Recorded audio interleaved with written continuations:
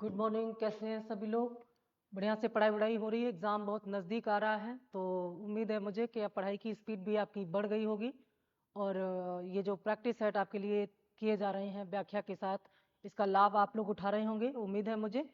इसके अलावा जो आपके लिए जो क्लास जो कोर्स शुरू किया गया है, जो क्रैश कोर्स शुरू किया गया है, उसका भी लाभ काफ़ी लोग उठा रहे हैं। जो लोग अभी इससे वंचित हैं वो भी इसमें शामिल हो जाएं। जिसमें यूपी जो टीजीटी पीजीटी मई और जून के एग्ज़ाम हैं उनको टारगेट करते हुए इतिहास का क्रैश कोर्स शुरू किया गया है। 65 लेक्चर में संपूर्ण सिलेबस का जो अध्ययन है, रिवीजन है, उसका उसमें शुरुआत की गई है, तो उसका भी लाभ उठाएं। ज़्यादा जानकारी के लिए आप कांटेक्ट कर सकते हैं और हमारे ऐप को डाउनलोड करके उसके बारे में जानकारी प्राप्त कर सकते हैं। तो आज का हमारा जो प्रैक्टिस सेट है नंबर 47, इसमें हम बात करने वाले हैं 19वीं शताब्दी में होने वाले सामाजिक धार्मिक सुधार आंदोलनों की, जिसे हम पुनर्जागरण का काल कहते हैं। पुनर्जागरण एक ऐसी घटना थी जो न केवल भारत में बल्कि 18वीं शताब्दी में यूरोप में, या ये कहिए कि यूरोप में इसकी जो शुरुआत हुई थी, वास्तव में 14वीं शताब्दी से शुरुआत हो चुकी थी यूरोप में, लेकिन लगातार 100-200 वर्षों तक निरंतर जो उसका प्रचार प्रसार हुआ, उसके बाद यूरोप एक आधुनिक यूरोप में परिवर्तित हुआ, जो कि यूरोप के पुनर्जागरण का ही परिणाम था। और यूरोप में जब पुनर्जागरण हुआ तो उसके बाद ही वहाँ पर जो है कृषि क्रांति, औद्योगिक क्रांति और जो विकास हुआ है आर्थिक और सामाजिक और सांस्कृतिक स्तर पर यूरोप में, कुछ इसी प्रकार की चीजें भारत में हुई, थोड़ा देर से हुई। और भारत में पुनर्जागरण का जो समय था, खासतौर से 19वीं शताब्दी में होने वाले पुनर्जागरण की हम बात कर रहे हैं, जो आधुनिक भारत में हुआ था। अगर हम भारत के प्राचीन इतिहास को लेकर के चलें तो हमारे जो भारतीय इतिहास के 3 चरण हैं, प्राचीन भारत, मध्यकालीन भारत और आधुनिक भारत, तो हम देखेंगे तीनों ही चरण में कहीं ना कहीं किसी न किसी रूप में अंधविश्वास को दूर करने के लिए आंदोलन चलाए गए हैं। हम इनको अलग अलग नाम से जानते हैं। जैसे प्राचीन भारत में 600 ईसा पूर्व जो धार्मिक सुधार आंदोलन हुए थे, जिनमें बौद्ध और जैन धर्म का प्रादुर्भाव हुआ, वह भी एक प्रकार से अंधविश्वास को दूर करने के लिए, धार्मिक चेतना को जागृत करने के लिए, जो उस समय कट्टरवाद था उसको दूर करने का प्रयास था। इसके अलावा मध्यकालीन भारत में हम देखते हैं शंकराचार्य ने जिस प्रणाली की शुरुआत की, उसी को आधार बना करके आगे 14वीं और 15वीं शताब्दी में भक्ति आंदोलन चला। और उस भक्ति आंदोलन में भी इसी प्रकार के जो धार्मिक कुरीतियां थी, रूढ़िवादिता थी, उन पर प्रहार किया गया। और आधुनिक भारत में फिर इसको व्यापक रूप से 19वीं शताब्दी में शुरू किया गया। किसके द्वारा आरंभ किया? राजा राम मोहन राय ने। तो 19वीं शताब्दी का भारत एक ऐसा समय था जब बहुत सारे जो समस्याएं थी, जो आंतरिक संघर्ष थे, जो अंधविश्वास था, कट्टरवाद था, रूढ़िवादिता थी, इसके विरुद्ध आवाज उठाने का पहला जो प्रयास है वह राजा राम मोहन राय ने किया। और उन्हीं राजा राम मोहन राय से हमारे प्रश्नों की शुरुआत हो रही है। तो आज का हमारा जो पार्ट है बेहद महत्वपूर्ण है, क्योंकि यहाँ से बहुत सारे प्रश्न पूछे जाते हैं। जैसे राजा राम मोहन राय से लेकर के दयानंद सरस्वती तक, उसके बाद जितने भी सामाजिक धार्मिक सुधार आंदोलन चले हैं, उन सब से महत्वपूर्ण जो फैक्ट हैं उन्हीं को ध्यान में रख करके कुछ अति महत्वपूर्ण प्रश्नों को यहाँ पर लिया गया है। हम बार बार ये कहते हैं पूरा टॉपिक यहाँ कवर करना संभव नहीं है, इसलिए हम यहाँ पर कुछ विशेष अति महत्वपूर्ण प्रश्नों के आधार पर थोड़ी सी चर्चा यहाँ पर कर लेते हैं। पहला प्रश्न हमारी स्क्रीन पर है, भारत में ब्रह्म समाज की स्थापना इनमें से किसने की थी? ब्रह्म समाज एक ऐसा संगठन था, ब्रह्म समाज जो है, इसकी स्थापना 1828 ईस्वी में की गई थी। किंतु यहाँ पूछ रहा है कि किसने इसकी स्थापना की। पहले इसके आंसर पर हम बात करेंगे, फिर थोड़ा सा इसके विस्तार पर जाएंगे कि ये क्या थी और इसकी स्थापना करने की आवश्यकता क्यों पड़ी। तो किसने की? ए केशव चंद्र सेन ने, बी राजा राम मोहन राय ने, सी महर्षि देवेंद्र नाथ टैगोर ने, और डी श्रीमती एनी बेसेंट ने। तो ब्रह्म समाज की स्थापना राजा राम मोहन राय ने 1828 ईस्वी में की थी। और इस ब्रह्म समाज के द्वारा राजा राम मोहन राय ने भारतीय समाज में व्याप्त कई कुरीतियों का विरोध किया और इसके माध्यम से जागरूकता फैलाने का प्रयास किया। देखिए, जो पुनर्जागरण था, ये 19वीं शताब्दी का ये जो पुनर्जागरण था, ऐसे समय में आरंभ हुआ जब भारत में ब्रिटिश अत्याचार बढ़ते जा रहे थे। भारत के प्रत्येक क्षेत्र में ब्रिटेन का हस्तक्षेप होने लगा था और इसलिए जो आंतरिक क्लेश था, इसके अलावा ये जो पुनर्जागरण शुरू करने वाले लोग थे, ये वे मध्यम वर्गीय लोग थे जो कि बुद्धिजीवी थे, जो पाश्चात्य शिक्षा को ग्रहण कर चुके थे और ज्यादातर इनमें ऐसे घरों से थे जो कि किसी न किसी रूप में, जिनके पास, क्योंकि विदेशों में बच्चे वही पढ़ने जा पाएंगे जिनके पास पैसा होगा, तो इनमें ज्यादातर जो उच्च मध्यम वर्गीय परिवार थे, ये जो अंग्रेज थे या ईस्ट इंडिया कंपनी थी, उनके अधिकारी के रूप में या उनके प्रशासन के हिस्से के रूप में कोई ना कोई सेवा प्रदान किया करते थे। तो इन्हीं की जो पीढ़ी, अगली पीढ़ी थी, युवा पीढ़ी, वह जब विदेशों से पढ़ करके आई, पाश्चात्य शिक्षा ग्रहण की, इसके अलावा भले ही वो बाहर पढ़ने नहीं गए हों, उस समय प्रेस का विकास हो चुका था, तो इसलिए तमाम पाश्चात्य साहित्य में का कई भाषाओं में जो एक तरह से अनुवाद हुआ था, उसको पढ़ने के बाद भारत के इन बुद्धिजीवियों का संपर्क बढ़ा पाश्चात्य संस्कृति से। वहाँ के ज्ञान विज्ञान को इन्होंने समझा, तो इन्होंने इस बात का महत्व समझा कि जिस प्रकार से यूरोप में पुनर्जागरण ने वहाँ के लोगों की सोई हुई चेतना को जगाया और उसके बाद यूरोप का बहुत तेजी से विकास हुआ, उसी प्रकार के पुनर्जागरण और राष्ट्रीय चेतना की विकास की आवश्यकता भारत के लोगों को भी है। क्योंकि भारत का जो मूल धर्म था, जो मूल संस्कृति थी, उसमें बहुत सारी कुरीतियां और अंधविश्वास आ जाने के कारण जो नई युवा पीढ़ी थी, वह भारत की संस्कृति, भारत के धर्म, समाज आदि से विमुख होने लगी थी और उनका झुकाव तेजी से पाश्चात्य संस्कृति की ओर बढ़ रहा था। जब तक हम अपनी संस्कृति का सम्मान नहीं करते, तब तक हम कभी यूनाइट नहीं हो सकते, राष्ट्रीय नहीं हो सकते। तो इसीलिए भले ही हमारे धर्म अलग अलग हों, लेकिन हमारी संस्कृति, हमारी पहचान एक ही होती है और कोई राष्ट्र तभी राष्ट्र बनता है जब वो एक सूत्र में बनता है। इसीलिए हम चाहे अलग अलग क्षेत्र से हों, अलग अलग धर्म से हों, लेकिन हम सब की एक ही पहचान है, हम सब भारतीय हैं, हमारी नागरिकता भारतीय है। तो इस भारतीयता या राष्ट्रीयता के विकास में, राष्ट्रीय चेतना के विकास में इस पुनर्जागरण का बेहद महत्वपूर्ण योगदान था। इसीलिए राजा राम मोहन राय को आधुनिक भारत का निर्माता कहा जाता है, इन्हें भोर का तारा कहा जाता है, इन्हें राष्ट्रीय चेतना का अग्रदूत कहा जाता है, क्योंकि इन्होंने इस बात की शुरुआत की। देखो, हम देखते हैं कि राजा राम मोहन राय ने इस ब्रह्म समाज के माध्यम से समाज की, भारतीय समाज की कई कुरीतियों पर प्रहार किया। जैसे इन्होंने सती प्रथा पर प्रहार किया, इन्होंने जो है मूर्ति पूजा का विरोध किया, पुरोहितवाद का विरोध किया, अवतारवाद का विरोध किया, अनुष्ठान और बलि प्रथाओं का इन्होंने विरोध किया और इन्होंने एकेश्वरवाद पर बल दिया। इन्होंने कहा कि एकेश्वरवाद एक ऐसी सोच होती है जो हमें यूनाइट करती है, जोड़ती है, नहीं तो बहुदेववाद के आधार पर हम बहुत सारे देवी देवताओं के स्वरूप अपनी कल्पनाओं में ला करके उसी के आधार पर अपने समाज को बांट लेते हैं। लेकिन उस समय राष्ट्रीयता की भावना बलवती थी, इसीलिए उसको बढ़ाने के लिए इन्होंने जो तमाम जो भगवान या देवता थे, जो हिंदू देवी देवता हैं, उनको जोड़ करके उनको एक रूप दिया, उनको ब्रह्म का नाम दिया। इसीलिए राजा राम मोहन राय का जो विचार था वो वेदांत पर आधारित था। बहुत ध्यान से समझिएगा, वेदांत यानी कि उपनिषद पर आधारित था, जबकि इन्होंने वेदों का समर्थन नहीं किया है। वेद अलग हैं और वेदांत अलग हैं। वेद 4 हैं, पीछे हमने आपको बताया है, ऋग्वेद, यजुर्वेद, सामवेद और अथर्ववेद। लेकिन जो वेदांत है उसको हम क्या कहते हैं? उपनिषद कहते हैं। ऐसा ज्ञान जो गुरु के समीप बैठ करके प्राप्त किया जाए उसे उपनिषद कहा जाता है। और जो हमारा वैदिक साहित्य है, वैदिक साहित्य के सबसे अंत में उपनिषद की रचना हुई है, इसीलिए उपनिषदों को वेदांत भी कहा जाता है।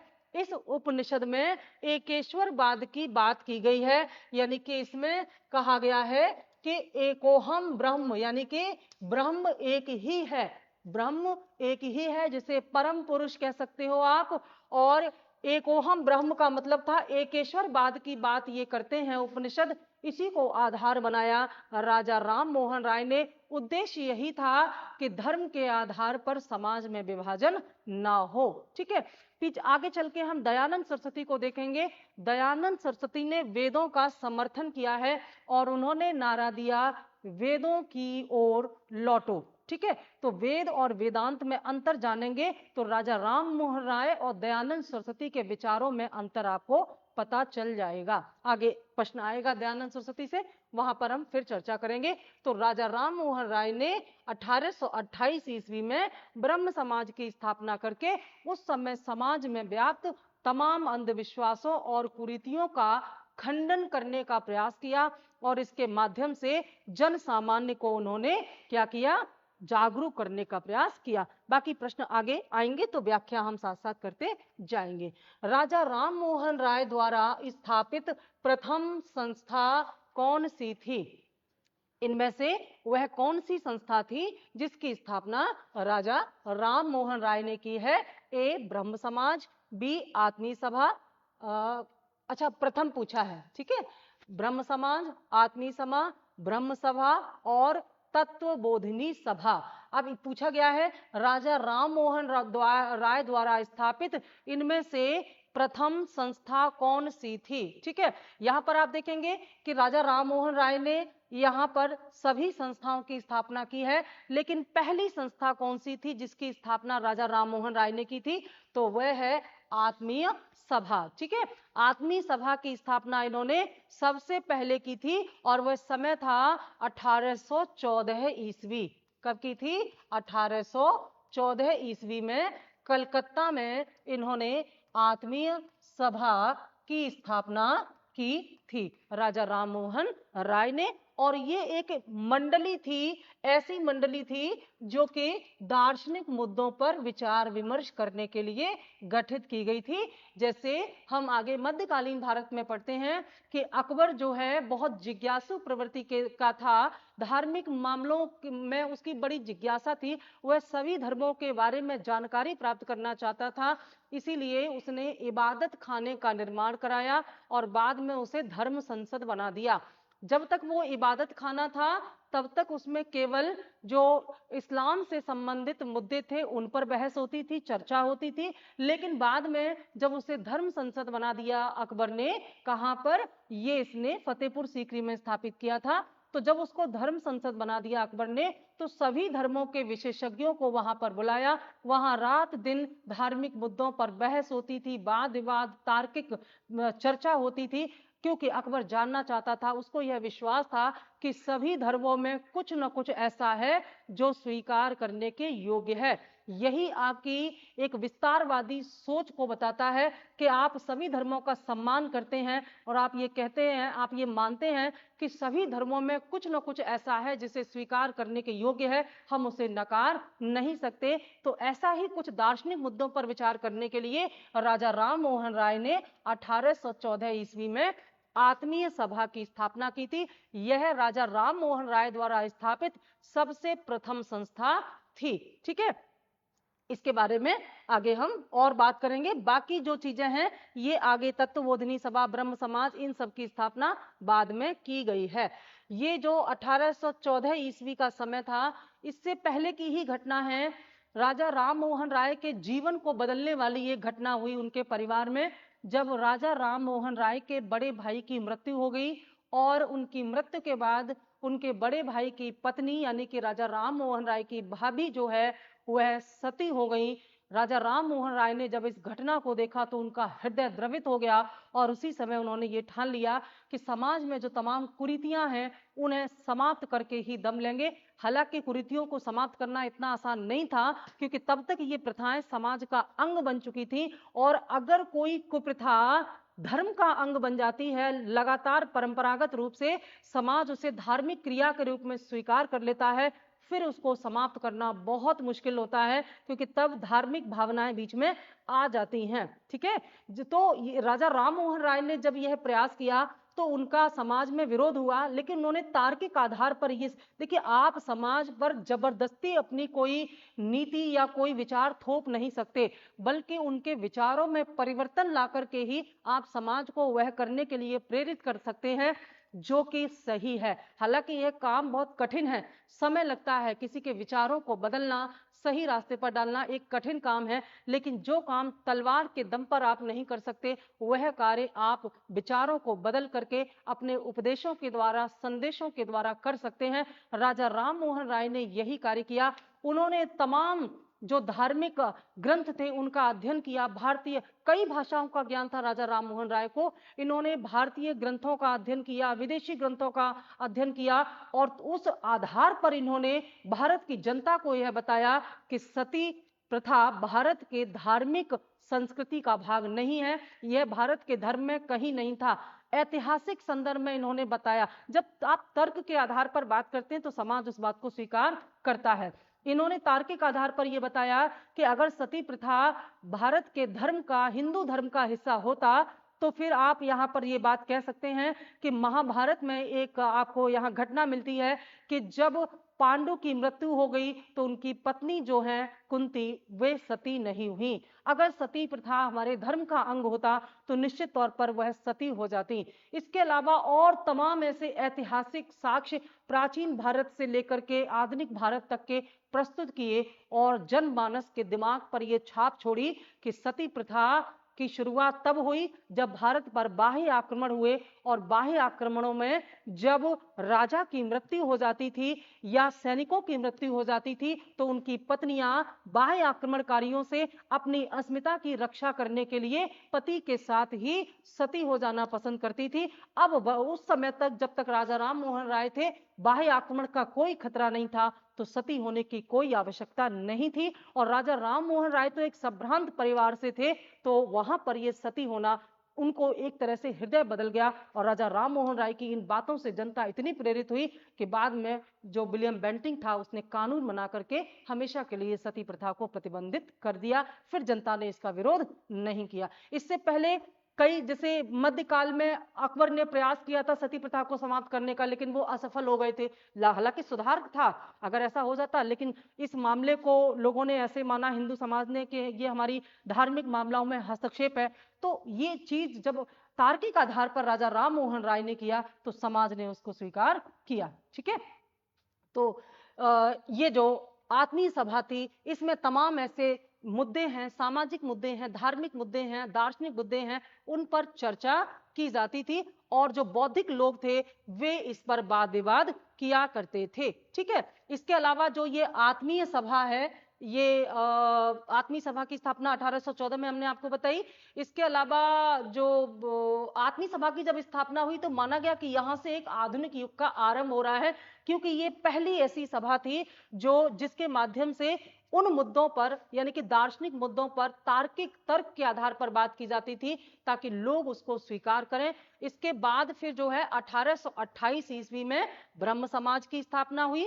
ठीक है, ब्रह्म समाज का आरंभिक नाम ब्रह्म सभा ही था। ठीक है, ये अलग नहीं है, आरंभिक नाम ब्रह्म सभा था, बाद में इसको ब्रह्म समाज के रूप में परिवर्तित कर दिया। तो 1828 में इसकी स्थापना हुई, और तत्वबोधिनी सभा की स्थापना जो है 1839 ईस्वी में बाद में की गई थी देवेंद्र नाथ टैगोर के द्वारा।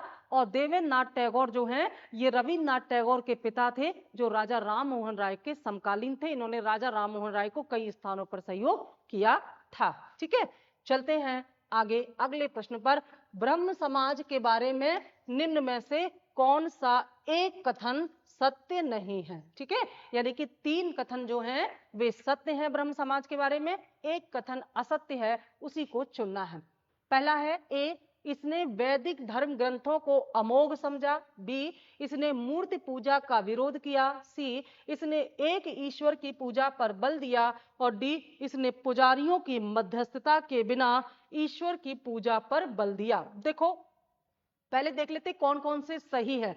तो ये जो लिखा है पुजारियों की मध्यस्थता, पुजारी मतलब पुरोहित, ये जो पुरोहितवाद था उस समय, पुरोहितवाद का मतलब था कि यह मान लिया गया था कि एक सामान्य व्यक्ति को अगर ईश्वर की आराधना करनी है तो उसे एक मध्यस्थ की जरूरत है। और ये मध्यस्थ क्या करते थे, कभी कभी समाज में जो सीधे साधे लोग थे उनका शोषण किया करते थे।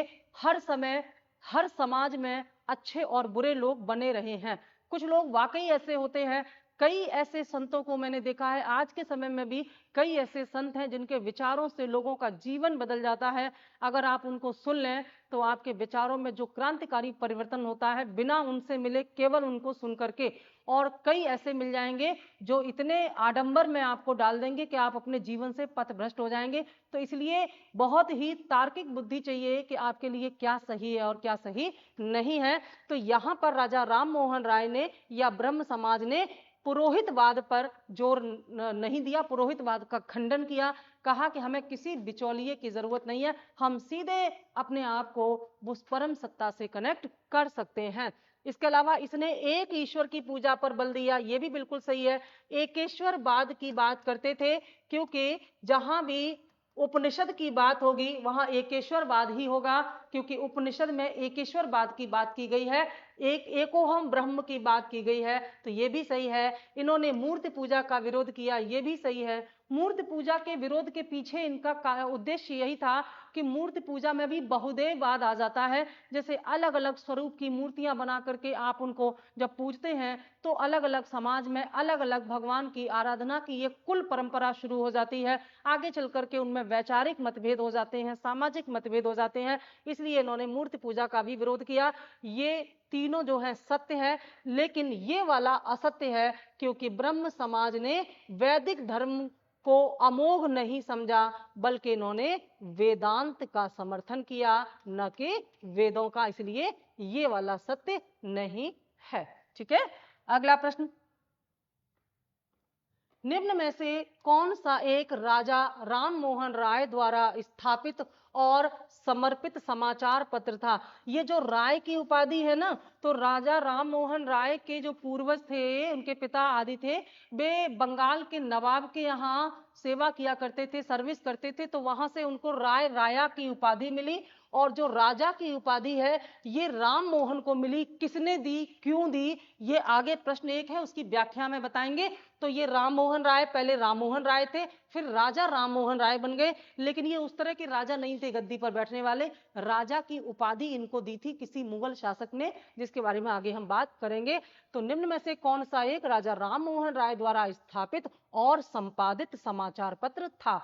ए द कलकत्ता गजट या कैलकटा गजट, बी मिरातुल अखबार, सी हरिजन, और डी भारत मिहिर। तो इसमें मिरातुल अखबार इनका ऐसा राजा राम मोहन राय द्वारा संपादित था, और ये जो है फारसी भाषा में लिखा गया था। ये फारसी भाषा में इसका संपादन किया गया था राजा राम मोहन राय द्वारा।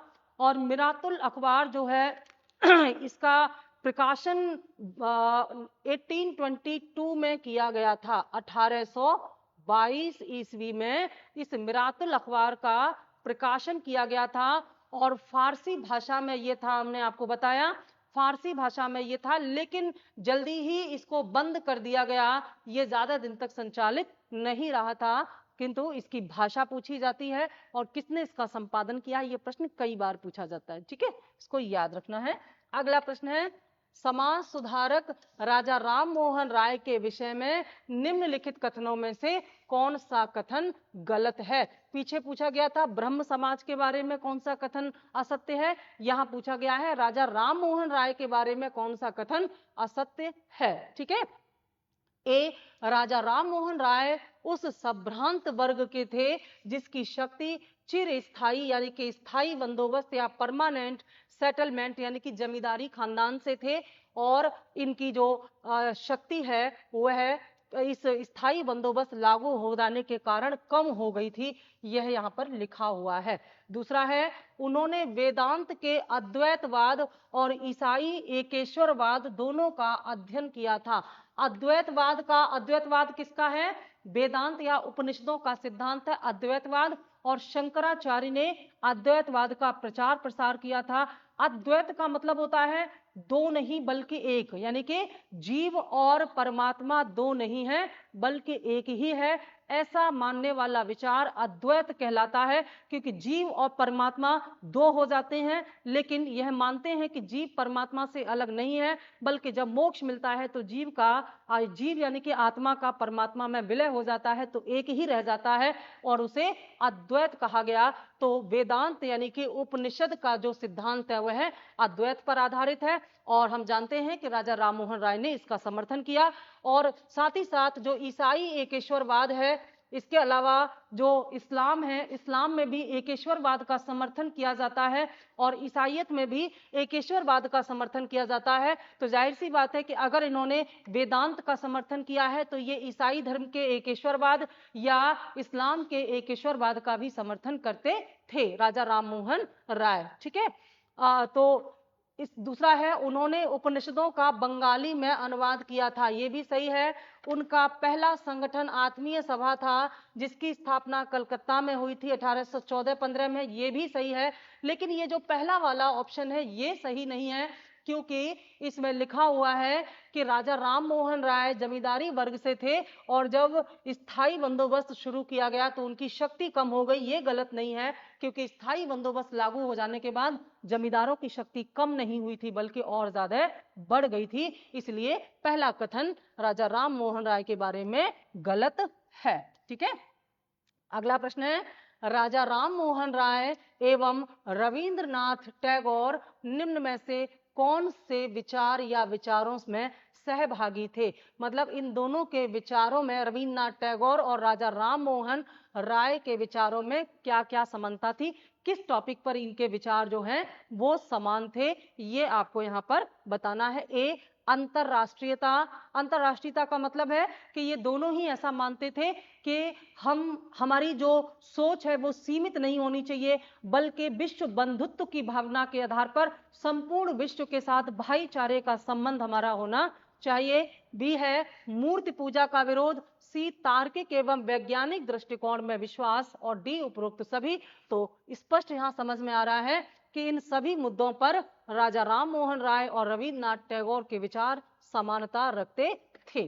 ठीक है, आगे, निम्न में से किसे राम मोहन राय के धार्मिक सामाजिक विचारों के विरोध में आरंभ किया गया था? यानी कि इनमें से कोई एक ऐसा है जिसमें या जिसने राम मोहन राय के धार्मिक और सामाजिक जो विचार थे उनका समर्थन नहीं किया है बल्कि उनका विरोध किया है। ये प्रश्न यहाँ पर पूछा गया है, बहुत महत्वपूर्ण प्रश्न है ये। किसने विरोध किया, यानी कि इनमें से कौन एक है जिसने राजा राम मोहन राय के जो विचार थे उनका विरोध किया है? ए, दिग्दर्शन। बी, समाचार चंद्रिका। सी, संवाद कौमुदी। और डी, मदन मोहन मालवीय। तो आंसर होगा बी, समाचार चंद्रिका।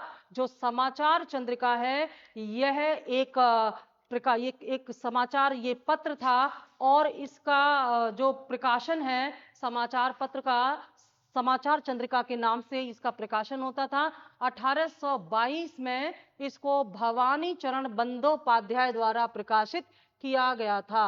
भवानी चरण बंदोपाध्याय, ये नाम भी याद रख लेना, क्योंकि हो सकता है कभी बंध्योपाध्याय हो सकता है अगली बार ये न देकर के सीधे पूछा जाए इनमें से किसने राजा राम मोहन राय के विचारों का विरोध किया, तो वहां भवानी चरण बंदोपाध्याय आपको काम आएंगे। और इनके अगर प्रकाश पत्र से पूछा जाता है तो समाचार चंद्रिका इनका प्रकाशन था, इसके माध्यम से इन्होंने जो है धार्मिक सामाजिक विचारों का, राजा राम मोहन राय के विचारों का समर्थन नहीं किया था। ठीक है, और ये जो इनके विचार थे वो ये मानते थे कि राजा राम मोहन राय ने जो सती प्रथा और बाल विवाह का विरोध या बहुदेववाद का विरोध, मूर्ति पूजा का विरोध जो राजा राम मोहन राय कर रहे हैं ये सही नहीं है, बल्कि ये भारत के धर्म और समाज का महत्वपूर्ण अंग है। इसलिए इन्होंने, भगवती चरण ने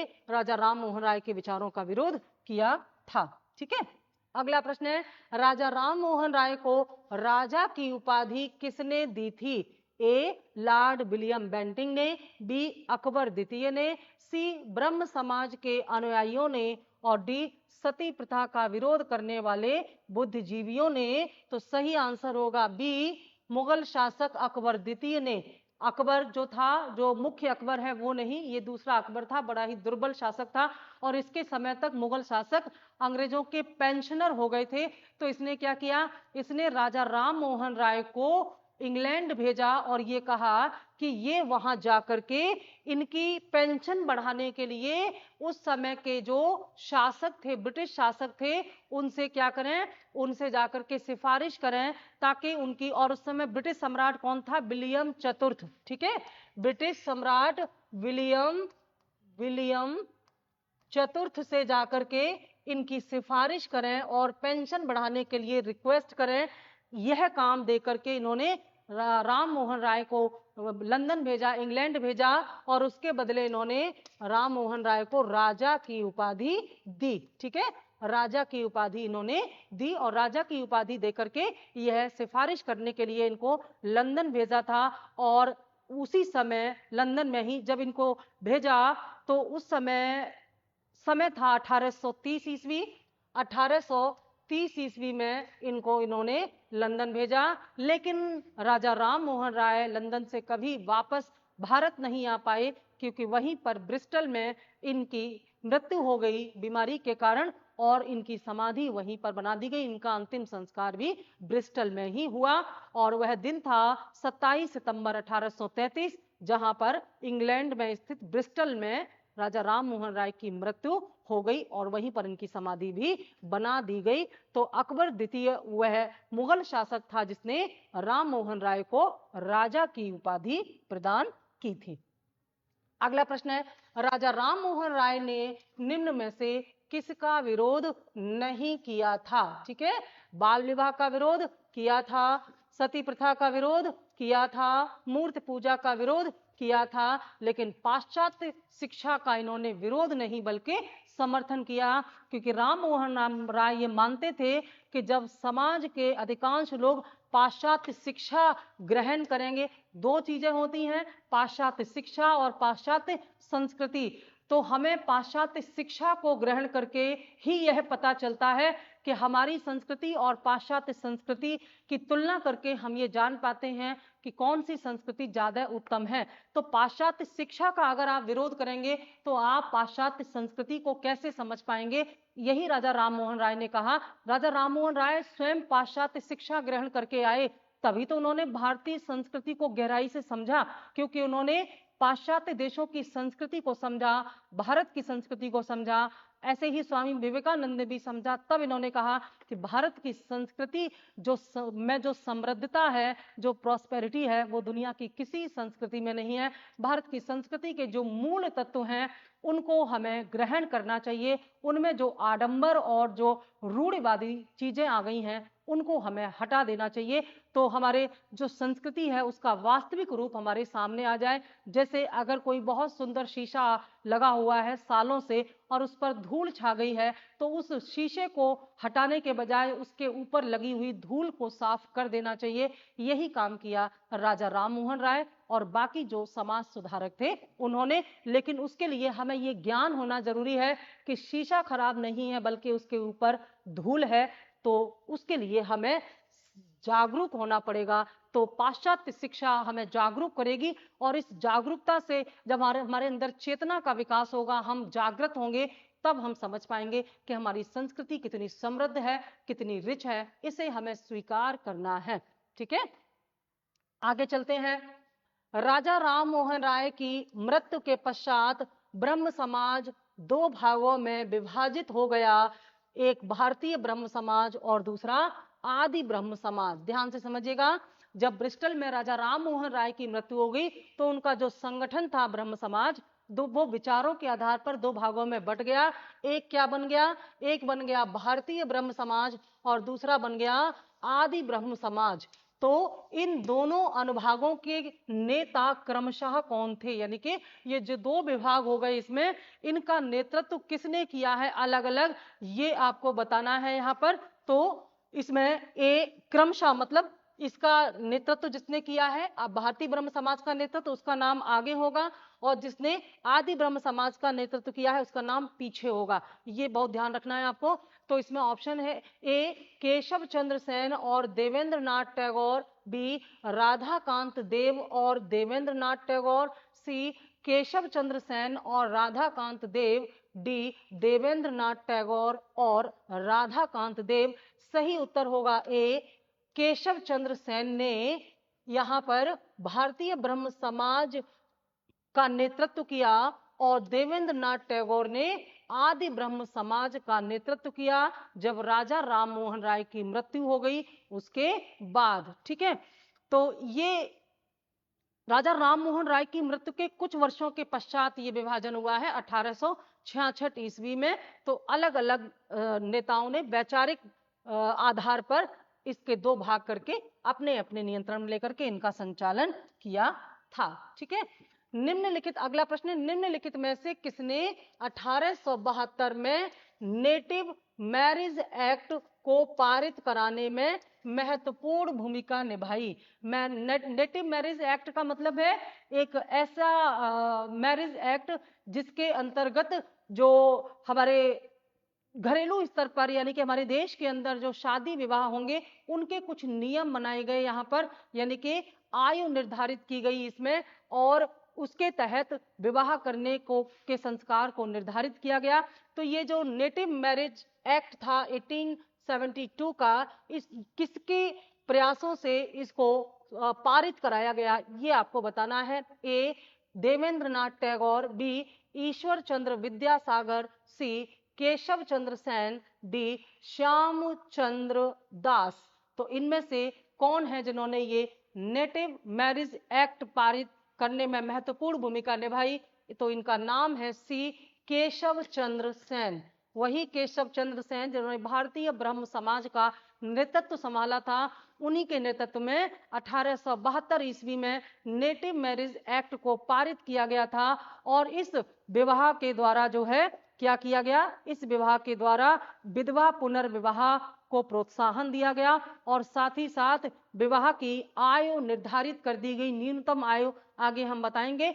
और इस का खंडन भी स्वयं केशव चंद्र सेन ने ही किया, जिसकी वजह से इनके संगठन में फिर से एक बार मतभेद हुआ। आगे ये प्रश्न आएगा, वहां पर चर्चा करेंगे। ठीक है, अगला प्रश्न है, तत्वबोधिनी पत्रिका के बारे में निम्न में से कौन सा कथन सही नहीं है? ठीक है, तत्वबोधिनी, इसके नाम में बहुत बड़ा अर्थ छुपा हुआ है, अभी बात करेंगे। कौन सा कथन सही है?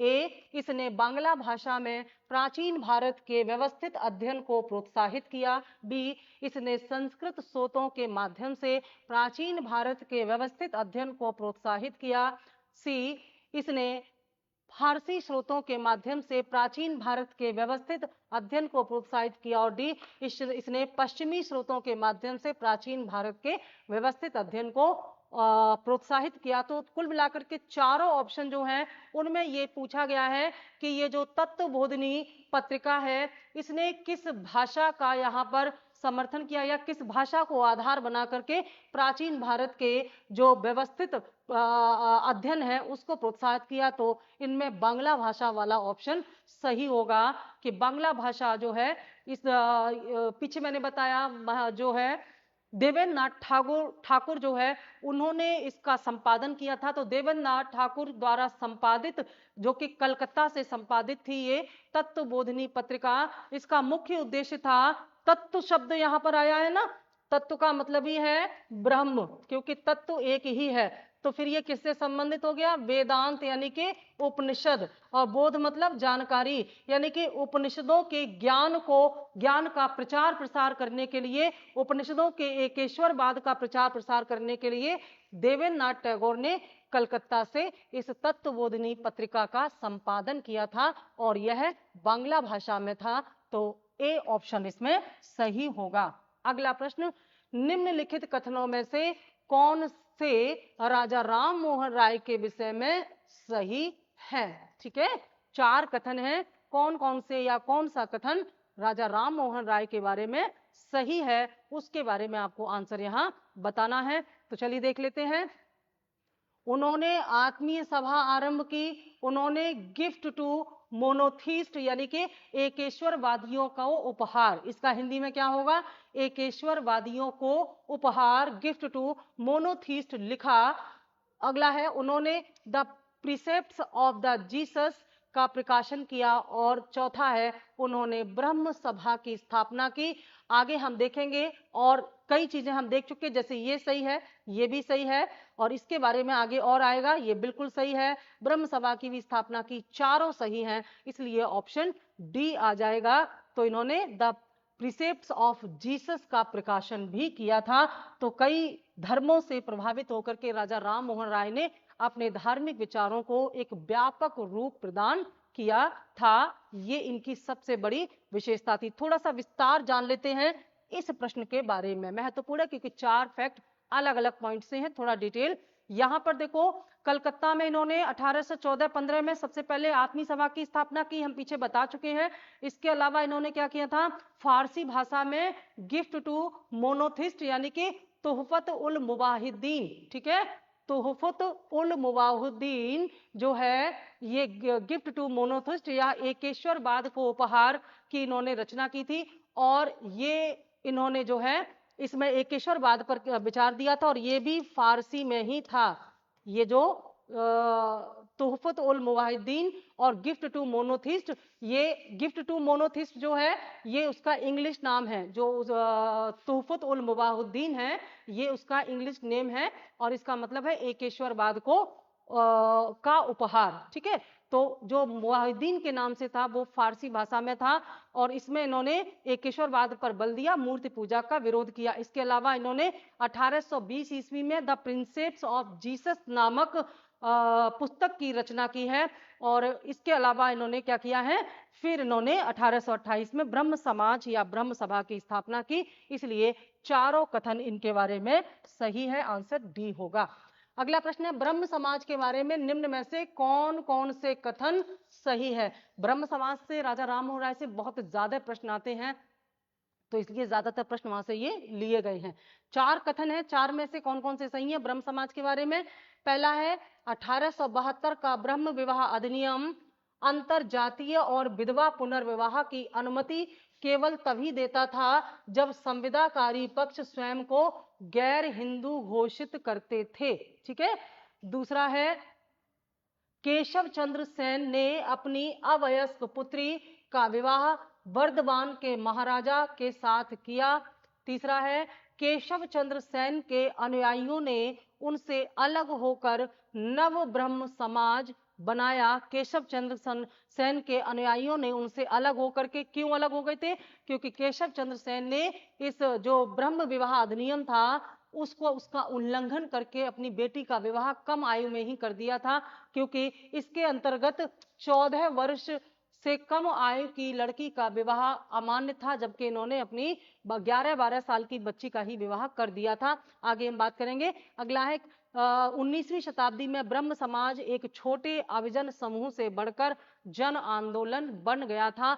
हमें कूट के आधार पर चुनना है कौन कौन से सही हैं, ये आपको यहाँ पर बताना है। तो ध्यान दीजिएगा, इसमें कहा गया है कौन सा सही है। तो 1872 का ब्रह्म विवाह अधिनियम जो है अंतरजातीय और विधवा विवाह की अनुमति केवल तभी देता था जब संविदाकारी पक्ष स्वयं को गैर हिंदू घोषित करते थे।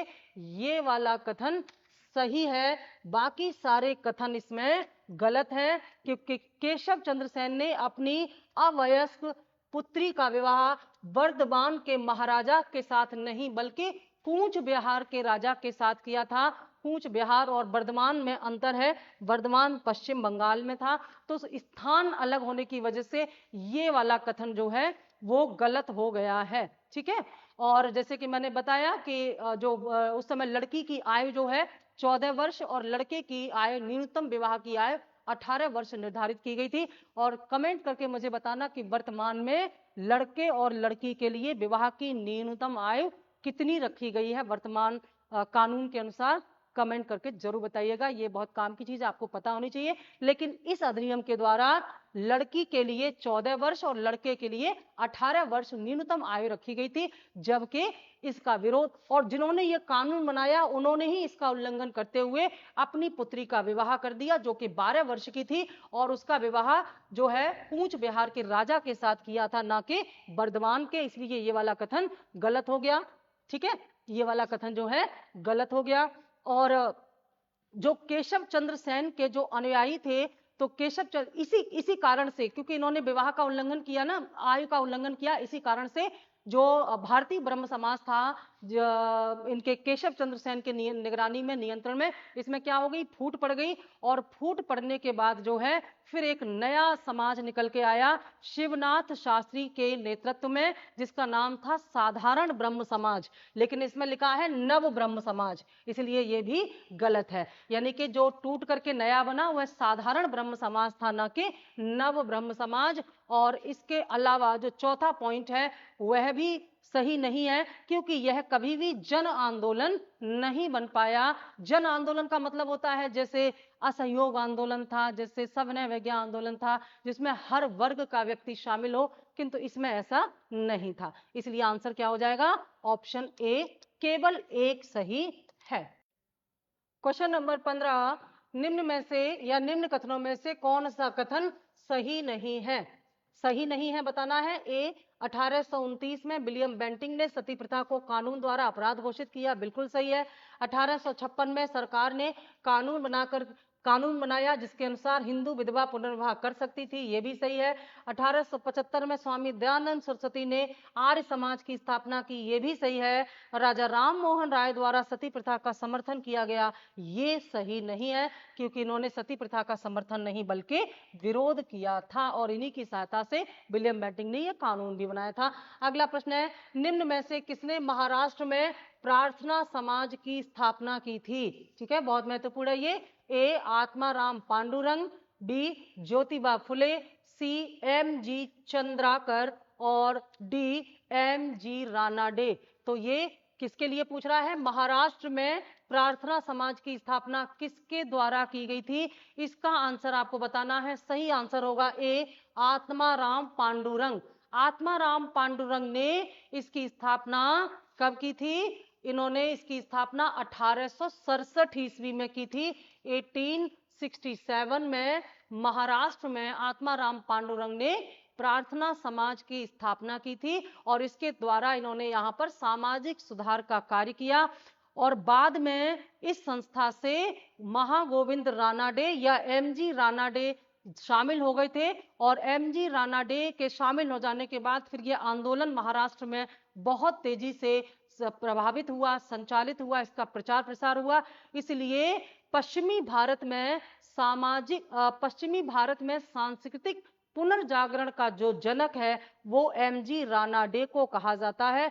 ऐसा माना जाता है कि जैसे राजा राम मोहन राय ने बंगाल और उसके आसपास के एरिया में जिस प्रकार से सुधार किए, चेतना का विकास किया, सामाजिक चेतना का विकास किया, वैसा ही पश्चिमी भारत में एम.जी. रानाडे ने किया।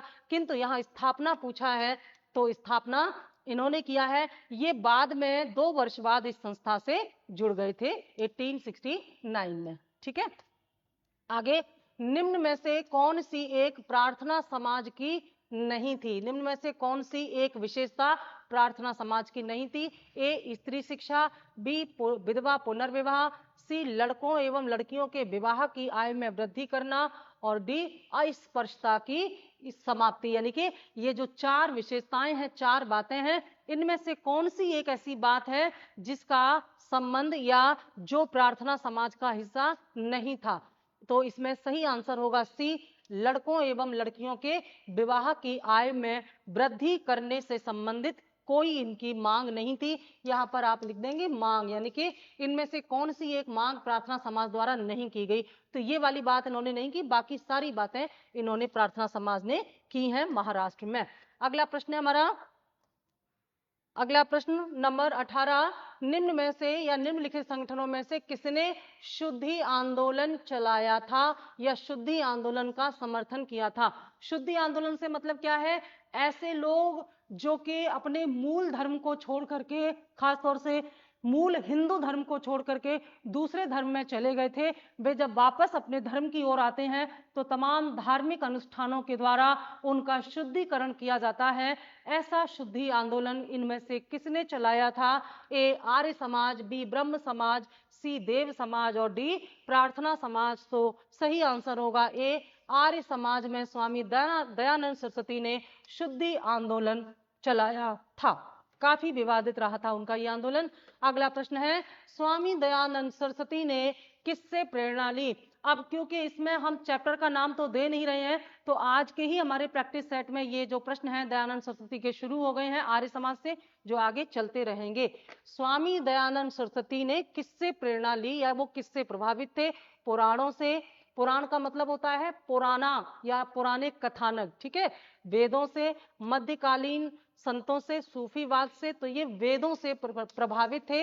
इन्होंने नारा दिया था वेदों की ओर लौटो, और वेदों के ज्ञान को आधार बना करके ही इन्होंने अपना आंदोलन चलाया था। आखिरी प्रश्न है, निम्न में से किसने कहा था अच्छा शासन स्वशासन का स्थानापन्न नहीं हो सकता? ए लोकमान्य तिलक, बी स्वामी विवेकानंद, सी स्वामी दयानंद और डी रविन्द्रनाथ टैगोर। इसका भी सही आंसर होगा स्वामी दयानंद सरस्वती। ये कहते हैं कि विदेशी शासन चाहे जितना अच्छा हो, लेकिन वह स्वदेशी आंदोलन का विकल्प नहीं हो सकता।